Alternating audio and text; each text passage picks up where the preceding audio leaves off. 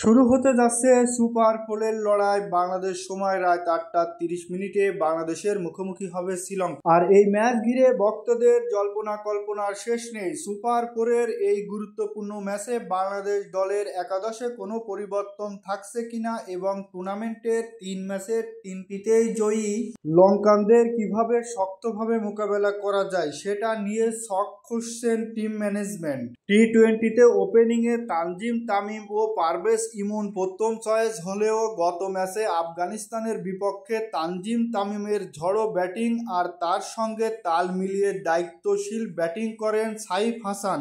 তাদের জুটিতে আসে 77 রানের দুর্দান্ত একটি পার্টনারশিপ। তো প্রিয় দর্শক, আজকের ম্যাচে ওপেনিংয়ে কোনো পরিবর্তন আসবে কিনা এবং পেস বোলিং ইউনিটে কোনো পরিবর্তন আসবে কিনা তা নিয়ে চলছে প্রশ্ন।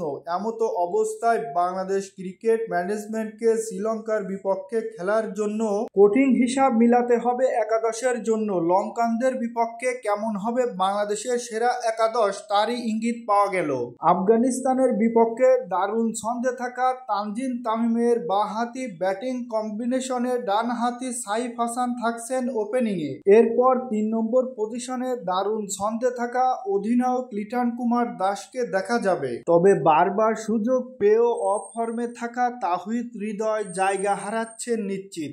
লিটন দাসের পরে দুই সারিতে আছেন জাকির আলী অনিক ও শামীম হোসেন পাটোয়ারি। এদিকে আফগানিস্তানের বিপক্ষে মাত্র 6 বলে 12 রান করা নুরুল হাসান সোহানকে দেখা যাবে। প্রথমবারের মতো সুযোগ পেয়ে জ্বলে ওঠে নুরুল হাসান সোহান। ব্যাটিং করেন 200 স্ট্রাইক রেটে। তবে বাংলাদেশ দলের স্পিনিং ইউনিটে নিঃসন্দেহে কোনো পরিবর্তন নেই। সবশেষ ম্যাচে আফগানিস্তানের বিপক্ষে নিজেদের প্রতিভার জানান দিয়েছেন নাসুম আহমেদ ও লেগি রিশাদ হোসাইন। এরপরে পেস ইউনিটে থাকবে চেনা 3 মুখ তাসকিন আহমেদ, মুস্তাফিজুর রহমান ও তানজিম হাসান সাকিব।